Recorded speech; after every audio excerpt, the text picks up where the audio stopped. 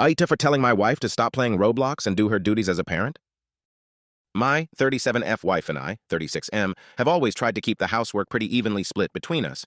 I, for example, mow the lawn and do laundry and dishes, and she meal plans, cooks, and picks up drops off the kids. Lately, this has all changed because she has become addicted to a game called Dress to Impress on Roblox.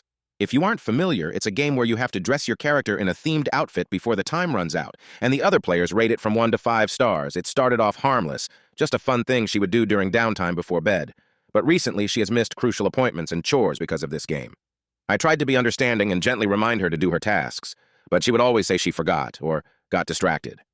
The big argument happened last night when she forgot to pick up our 9-year-old son from basketball practice, which ended at 6 o'clock. I hadn't gotten home yet, as I had to work late, and our son doesn't have a phone, so I had no way of knowing the situation. I eventually got home around 7 o'clock and realized he was not in his room. I looked around further and saw that he was nowhere to be found. I walked into our bedroom, confused, to ask my wife where he was and found her on her iPad playing the game as always.